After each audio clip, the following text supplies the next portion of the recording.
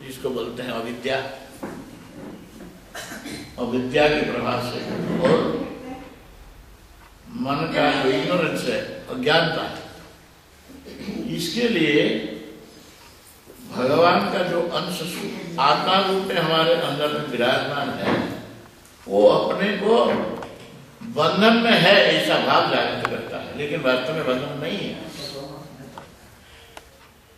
भगवान कैसे बंधन में कर सकते हैं?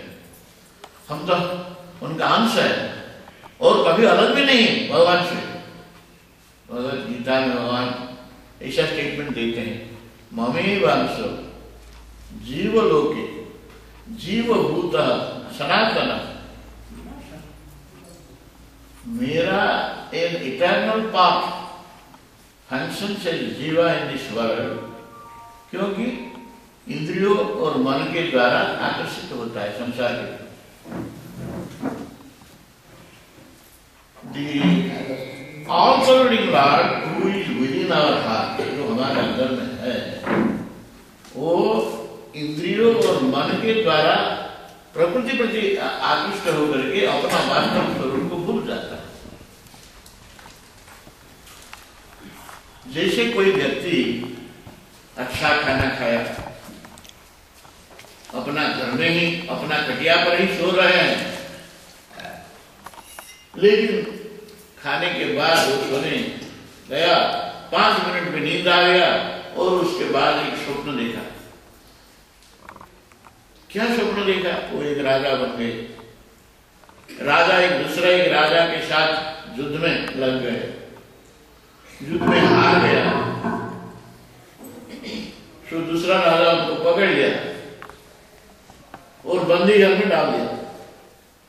3 साल के बाद बंदीगढ़ से निकाल करके अग्नि प्रज्वलित करके उनके ऊपर डाल दिया। इतने में नींद आया, नींद में उठ गया, देखा तो 5 मिनट हुआ, 11 में सोया था, नींद भागने का टाइम देखा तो 11:05। 5 मिनट में ये ऐसा एक स्वप्न देखा जिस स्वप्न में 3 साल बंदीगढ़ में था, और उसके बाद खाना पीना कुछ नहीं मिला, उसको अग्नि में डाल दिया। All these are false, but seem to be true at the time of dreaming. वो जो स्वप्न राज्य में उनको सत्य ही मालूम होता, हाँ ठीक, मैं तो समझ रहा हूँ जो तो चल रहा है। वैसा ही हमारा हालत है। भगवान हमारा वास्तव स्वरूप में हमारा आत्मा के रूप में विराजमान है, लेकिन हम समझते हैं मैं फला आदमी का संतान हूँ, किनका बाप हूँ, किसका स्वामी हूँ, ऐसा ऐसा ऐसा समझ करके मैं बंधन में हूँ, ऐसा भाव जागृत होता है। लेकिन सचमुच हम कभी भी बंधन में नहीं है। आध्यात्मिक ज्ञान जागृत हो जाने से मालूम हो जाता है मैं ही ब्रह्म स्वरूप हूँ। सन्यासियों को जब दीक्षा दिया जाता है, गुरुजी बताते हैं, उजी दैट द व्हाट, तुम वही है, भगवान ही है, तब नशी। तब गुरुजी जो बोलते हैं, शिष्य रेस्पॉन्ड करता है, सन्यासी होने वाला बोलता है ठीक है स्वामी जी, हाँ तत्वमसी आप बता दिया, अब मैं अहम ब्रह्मास्मि, ये बात होता है।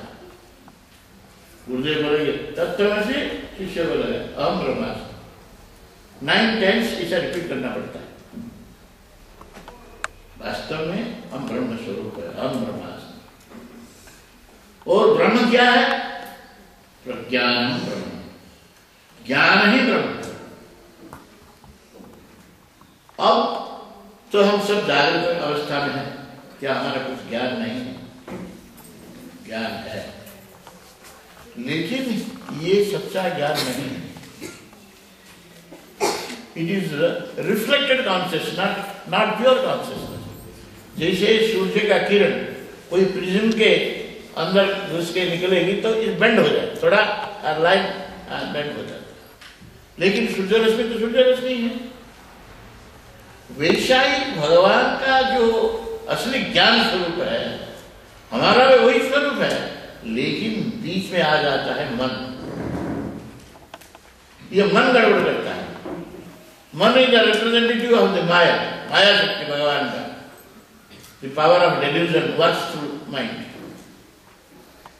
वो मन के द्वारा रिफ्लेक्टेड होकर के हमारा ज्ञान होता है, ये है रिफ्लेक्टेड कॉन्शियसनेस। वही रिफ्लेक्टेड कॉन्शियसनेस लेकर के हम सब काम करते हैं। इसीलिए बोलते हैं मनोएव मनुष्याणाम कारणम बंध मोक्षः।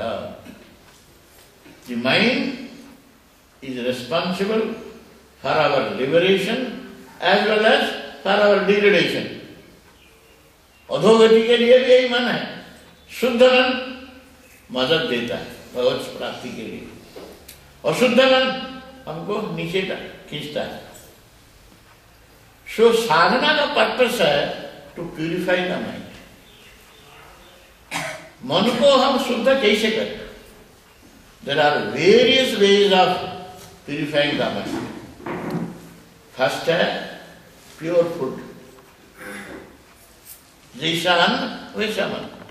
As is the food so is the mind. ये अन्न शुद्ध है तो मन भी शुद्ध होगा।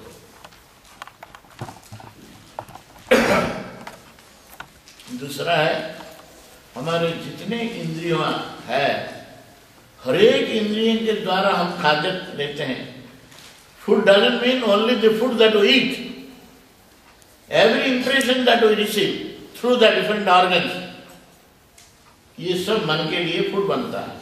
आंख में कुछ दिख लिया तो मन में ये संस्कार आ जाता है। ऐसा ही हुआ। भागवत में कथा आती है ना, वो नारायण नाम लेकर के कैसे उद्धार हो गया। उसका नाम क्या है? अजामिल। अजामिल बहुत अच्छा पुत्र था। पिता माता का आज्ञा जरूर मानता था, पालन करता था। एक बार वो तो ब्राह्मण के जन्म हुआ था उसका, ब्राह्मण के परिवार में।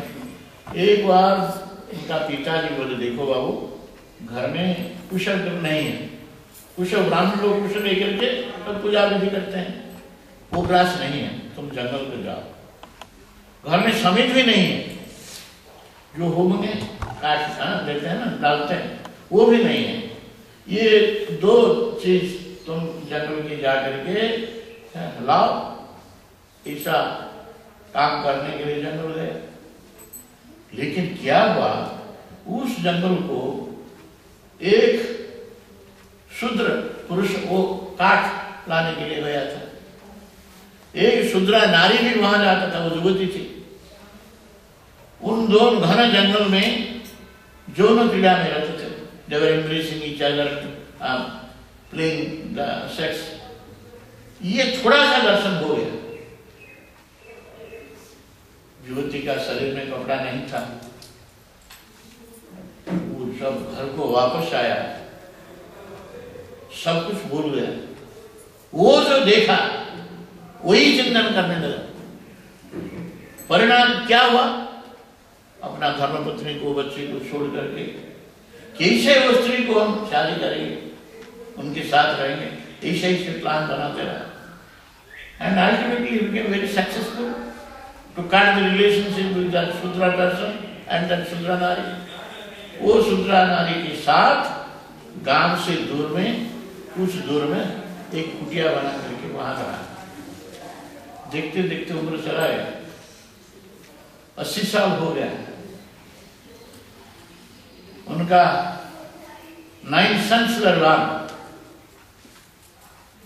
जब 10th दिन 10वां बार में वो नारी गर्भवती था, उसी अवस्था में एक साधु ने उनका घर के सामने आ गया। कोई साधु उनका घर को नहीं जाता था, क्योंकि वो दूसरा, और जो गांव का दूसरा भाग में रहता था। मेन एंट्रेंस तो गांव का अलग था, इसलिए उनके घर के पास 90 साल में कभी कोई नहीं आया था उस घर में। लेकिन नाम भगवान, वो जो पिता का आज्ञा मान करके हरे राम करते थे और भगवान का नाम लेते रहते थे, वो तो कभी विफल होने वाला नहीं है। ये तो सच्चा है। तो नाम भगवान ने सोचा कैसे इस व्यक्ति को मैं उद्धार करूं, कैसा कल्याण हो सकता है। वो ब्राह्मण रूप धारण करके उनके घर में आया। तब अजामिल घर में नहीं थे। वो जो नारी शूद्रा नारी वो था, वो देखा एक साधु आया है, बड़ा सौभाग्यवती अपना भी समझा। बोले महाराज आप थोड़ा इंतजार बैठ जाए, मैं आपके लिए थोड़ा खाना बना के ले आऊं। आधा घंटा में कुछ खाना बना करके आ गया ऊपर से। वो खाना साधु ने खाया, उनका इसका संस्कार अच्छा नहीं लगा। वो साधु ने बोला माँ तुम क्या शुद्धावस्था में ये खाना नहीं पकाया है? मेरे मन में इसका संस्कार अच्छा नहीं लगती है। तब वो नारी जंगल से लेकर के उस टाइम तक उनका इतिहास बता दिया और रोने लगा। तब साधु ने बोला जो भी हो, आपका खाना तो थोड़ा मैंने खाया है, मेरा कर्तव्य है आपको उद्धार करना है। इतने में अजामिल भी आ गए। अजामिल को आश्चर्य हुआ कि ईसाई से साधु आ यहाँ पर आ गया। वो बोले हम आप चले जाएंगे, आपका तो प्रसाद कुछ खाया। प्रसाद खाने के बाद ब्राह्मण लोग, सन्यासी लोग, वैष्णव लोग को कुछ दक्षिणा देना पड़ता है। आप कुछ दक्षिणा देने के बाद मैं चले जाऊंगा। अजामिल ने बोले बाबा तुम मेरा नाम नहीं जानते हैं, जानता हो तो कभी नहीं यहाँ आते। मैं किसी को पैसा देने वाला नहीं हूं, जिसके साथ मेरा मुलाकात है उनके पास जितना पैसा मैं ले आता हूं। आप कैसे भूल करके यहाँ गए? तो साधु बाबा ने बोले बड़ा शांत से बोले देखो बाबा दक्षिणा माने पैसा ही पैसा नहीं है, थोड़ा जल भी दक्षिणा हो सकता है। आपका धर्मपत्नी अभी गर्भवती है, इस गर्भ में एक उत्तम संतान है, वो जो पैदा हो गया ना बड़ा सुंदर दिखाई जाएगी। जब वो पैदा होगा इसका नाम तुम नारायण नाम देना, इतना ही रखना है।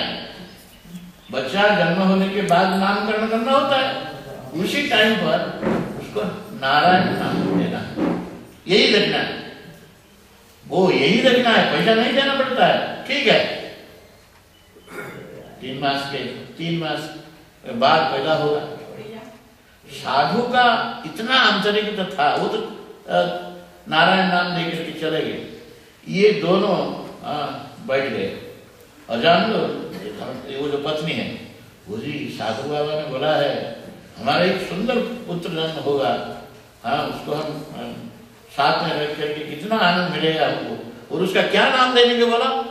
नारायण नाम देने। बस यही ड्रामा चला 3 माह तो चौचा पैदा होने तक हस्बैंड एंड वाइफ ऐसा बन के दिन रात सोचने के लिए हमारा पुत्र होगा उसका नाम नारायण होगा, हमारा पुत्र होगा उसका नाम नारायण होगा। उनको लेकर के हम चलेंगे, इनको लेकर के ऐसा करेंगे। चले चोरी करना, बदमाशी करना ये सब छोड़ दिया। वही घर में बैठ करके 3 माह से रिहर्सल चला। पैदा होगा, पुत्र जन्म होगा, बड़ा सुंदर होगा।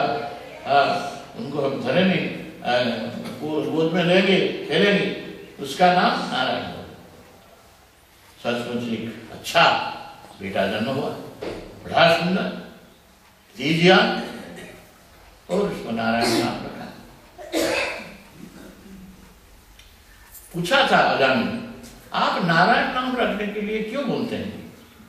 तो साधु बाबा ने बोले देखो नारायण हमारा इष्ट देवता है, हमारे प्रभु है। हम उनका नाम देने से प्रभु को मालूम हो जाएगा कि आपका बेटा का नाम नारायण होगा। ये हमारा जो ऋण हम ऋणी है भगवान के पास, तो उनको अच्छा लगेगी कि हम नारायण नाम दिया है आपका बेटा। इससे समय जल्दी चल जाता है। सुख का समय जल्दी से जल्दी पास हो जाता है, दुख का समय 1 दिन 1 महीना जैसा है मालूम होता है। देखते देखते कई साल चला गया। एक बार ऐसा हुआ जो अजामिल का जीवन चल जा रहा है ऐसा महसूस हुआ, लेकिन वो मृत्यु जो नहीं था उसे। लेकिन इसको ऐसा महसूस हुआ is going to die. And क्या हुआ, जमदूतों ने उनको घेर लिया, ये देखा ऐसा। तो तब उनको वो सोचने लगे, अरे मेरा बेटा छोटा है, कहाँ है, हाँ कहीं दूर जगह चला गया, मैं अभी शरीर छोड़ के चला जाता हूँ, मेरे बेटा को देखना चाहिए, नहीं चाहता। वो तो वही अवस्था में हाँ बुलाया, नारायण नारायण नारायण नारायण, तुम कहाँ है, जल्दी आओ। ऐसे नाम पुकारने से भगवान विष्णु नारायण भगवान के दूत सब आ गए, वो उनको घेर लिया। जब नारायण दूत घेर गए तो जमदूतों ने क्या भागने लगे, उनके तेज में वो नहीं रहे। तब वो विष्णुदूत ने पूछे, वो जमदूत, तुम क्यों भाग गए, तुम क्यों आए थे यहाँ पर, आज तो इसका मृत्युदंड दिन नहीं है, कौन भेजा तुमको? नहीं नहीं कोई भेजा नहीं था, लेकिन हम इसी वक्त जाते थे और इस लोग इस हालत में थे, हाँ हो सकता है इसका प्राण चले जाना है, इसलिए हम आ गए। ओह तुमको जमदूत नहीं भेजा है, अपने आप आ गए, तुम जाओ। जमराज को पूछो, तुमने जो घेर लिया है इस जीव को, ये ठीक काम है या नहीं? जो व्यक्ति नारायण का नाम लिया है उसके पास कोई जमदूत कभी भी नहीं जाना चाहिए, यही धर्म है। आपका धर्म का असली तत्व मालूम नहीं, तुम जाकर के जमराज को पूछो। तो जमदूत ने जाकर के जमराज के पास पहुंच के बोले, भगवान क्या आपके ऊपर भी और कोई है, देवता है? हाँ सचमुच है, वो तो विष्णु भगवान है, नारायण भगवान ही है। वो जो आज्ञा मुझे दी है वही आज्ञा मैं पालन कर रहा हूं। अच्छा हम आज ऐसा एक स्थान पर आया था, विष्णुदूत ने आगे हमको भगा दिया। विष्णुदूत ने ठीक काम किया, आप ठीक काम नहीं किया, मैंने तुमको भेजा नहीं था वहीं पर, तुमने क्यों भेजा? ऐसा ही सुना, सीरियस कंडीशन है, प्राण नहीं जाना है, लेकिन प्राण जाने का टाइम में जितना लगता है ऐसा लगता था। जब बिल्कुल वो ड्रीम खत्म हो गया, जमदूत ने भाग लिया, विष्णुदूतों ने उनको बताया, देखो भाई तुम नारायण नाम लिया, तुम्हारा सकल पाप खत्म हो गया, आप वही नाम को जप करते रहो। उस घर द्वार छोड़ के गंगा जी के किनारे में चले गए, वहां जाकर के नारायण भगवान का ध्यान और नाम लेते रहे, और उसके बाद वो भगवान का परम धाम को चले गए। ईशा नारायण नाम का प्रभाव है। तो हम जो जप करते हैं, कीर्तन करते हैं, इसलिए भगवान का कितना आशीर्वाद है ये मालूम होना चाहिए। आजकल मैं भूल जाता हूँ, वो मेमोरी डजंट हेल्प मी। क्या बोलता था, कैसा यहाँ आ गया, क्या बोल रहा था? हाँ मैंने क्या बात बोला था पहले? हाँ शुद्ध मन हमको मदद देता है भगवान के पास, अशुद्ध मन हमको नीचे डालता है। इसीलिए हम मन को शुद्ध करने के लिए कई तरीका है। एक तो तरीका मैंने बताया, उत्तम भोग खाना शुद्ध होना चाहिए। दूसरा है भगवान का नाम लेने से भी मन शुद्ध होता है। तीसरा क्या होता है, सत्संग में बैठने पर भी मन शुद्ध होता है। चतुर्थ क्रिया क्या है, सत्संग और स्वाध्याय करने से। उत्तम किताब भगवत गीता, रामायण, भागवत, रामचरितमानस, जो भी अच्छा धर्म ग्रंथ है वो भी पाठ करने से, नित्य नियमित पाठ करने से मन शुद्ध होता है, मन का संस्कार अच्छा संस्कार पड़ता है। साधु संतों का दर्शन, और कोई मंदिर का प्रसाद भी, जैसे हमारे जगन्नाथ जी का मंदिर है, वो प्रसाद को स्वयं ब्रह्म स्वरूप मानते हैं। ब्रज में ब्रज का धूल और तुलसी पत्ता को भगवान का स्वरूप मानते हैं।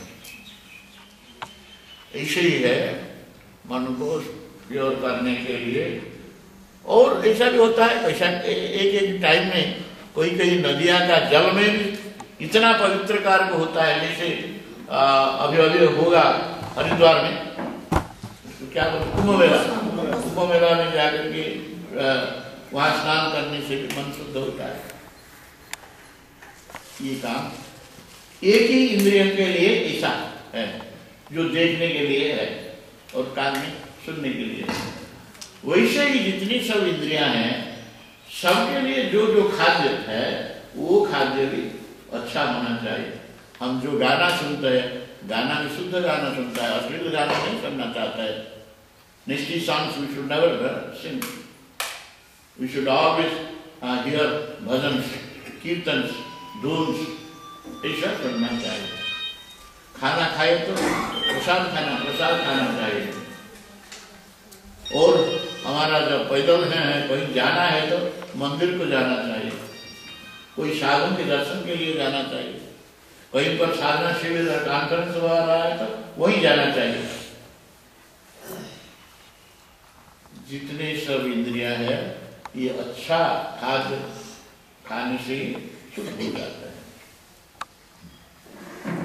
इसीलिए साधना शिविर में हम अच्छा सात्विक खाना दिया जाता है, प्याज लहसुन ज्यादा तेल ज्यादा मसाला इसे नहीं खाना चाहिए।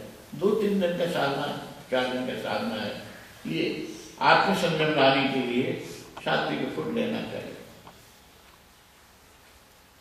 भगवान हमारे अंदर में है, हमारा मन शुद्ध होने से क्या होता है, ये मन का जरूर परिवर्तन हो जाता है। This is one. Another question is, if God with all His power and Swarupa is within us, हमारे अंदर में भगवान बैठा हुआ है, अपना विश्व ब्रह्मांड चलाने के लिए जो शक्ति का जरूरत है वही शक्ति अंदर भी है, वो ज्ञान भी अंदर है, वो तेजियान है, अनादि है, अनंत है, अनंत शक्ति उनका है। वो अंदर होने पर भी हम दुखित क्यों होते हैं? Why are we suffering in this world if God is within us? इसका कारण भी वही मन है। देखिए, आप अपना जो रिफ्लेक्शन देखना चाहते हैं तो एक मिरर के पास खड़ा होते हैं, लेकिन वो मिरर अच्छा नहीं है। Dust have fallen there and it is not quite visible your reflection.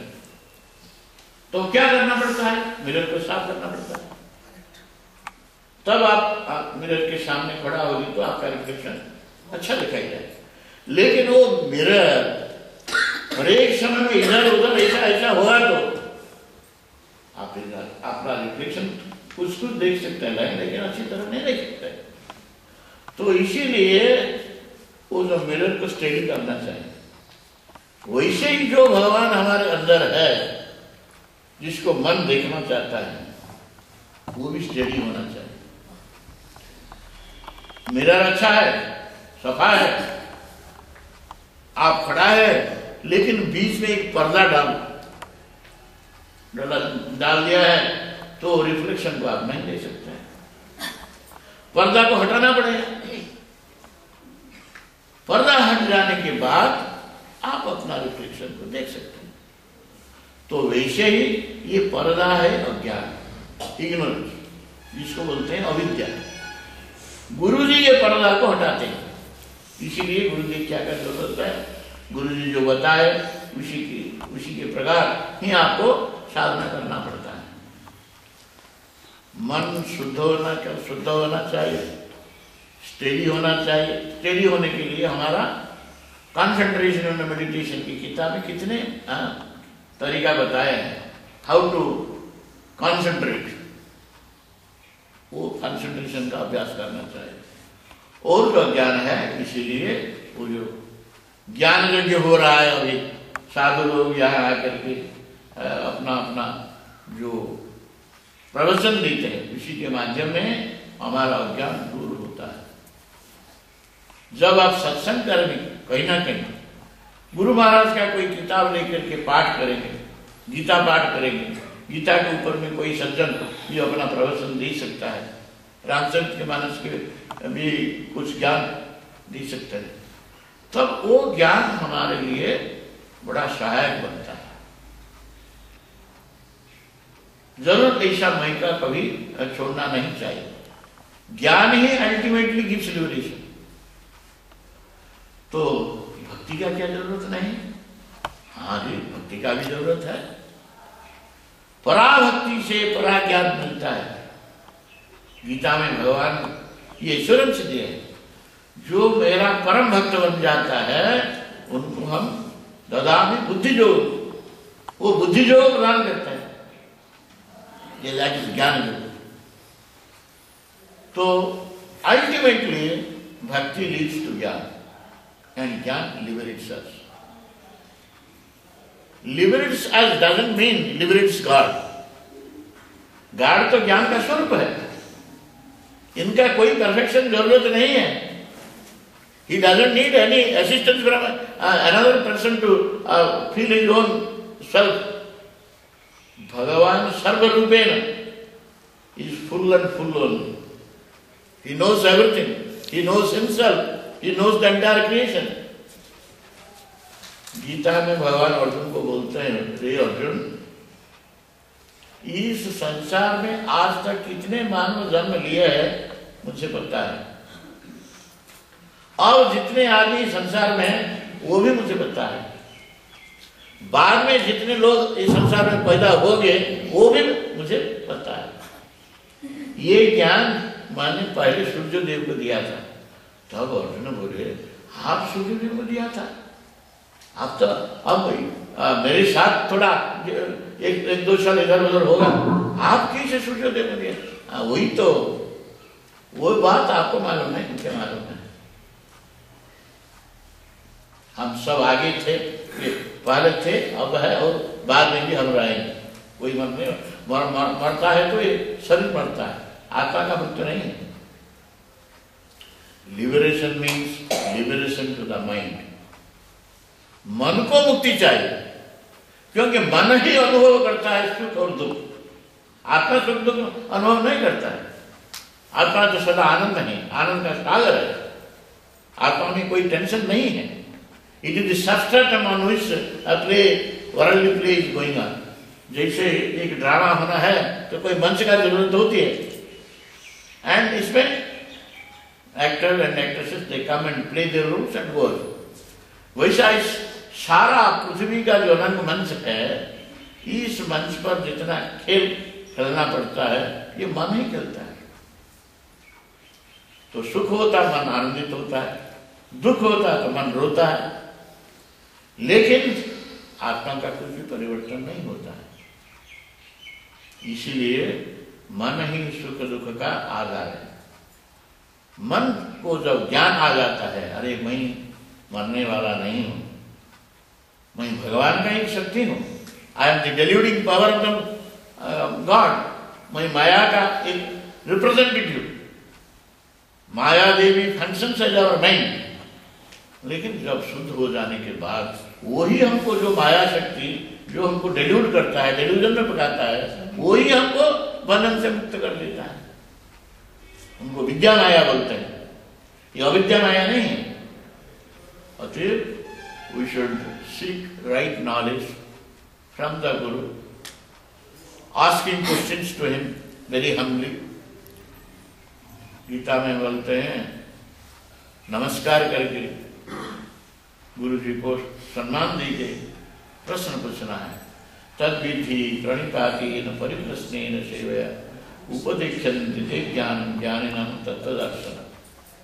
Very humbly we have to approach the Guru. We should never feel arrogant in front of Guru Maharaj. इसे बोलते हैं, जब गुरु महाराज कहीं रहते हैं, चिल्ला चिल्ला करके बातचीत में नहीं करना है।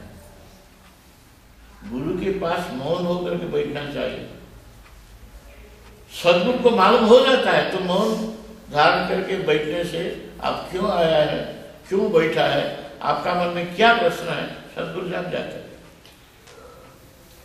हमने एक बार हमारे उड़ीसा के माता लोगों को पूछा, बारवाटी स्टेडियम में कोई 1000 ladies and gents were sitting inside indoor stadium. गुरुदेव स्वामी सिजानंद महाराज वो लगभग 1 घंटा 1.5 घंटा तक प्रवचन देते रहे। वो प्रवचन के बाद चले गए। I was assisting Swami ji. I asked the ladies first. Swami ji ने जो बोला आप कुछ समझा कि नहीं? तब लेडी लोग ने बोले स्वामी जी हमारा संदेह को दूर करते रहा। तो भाई लोग का संदेह दूर हुआ कि नहीं हमको पता नहीं, लेकिन हम इतना कह सकते हैं कि हमारे मन में जितना संदेह था स्वामी जी ने बराबर उस संदेह को दूर कर लिया। यारी तुम तो हमसे भी डबल ज्यादा हो। गुरु की विल पावर, गुरु इतना पेनिट्रेट कर जाते हैं अंदर इनका वाणी। वो वहां if a very strong torch light or some light enters somewhere, there cannot remain darkness. Darkness has to flee immediately. वैसे ही गुरुवाणी होता है। इस साधना शिविर में जितने दिन हम रहेंगे उसी के बारे में और भी चिंतन करते रहेंगे। अभी तो ये सेवा का इतना ही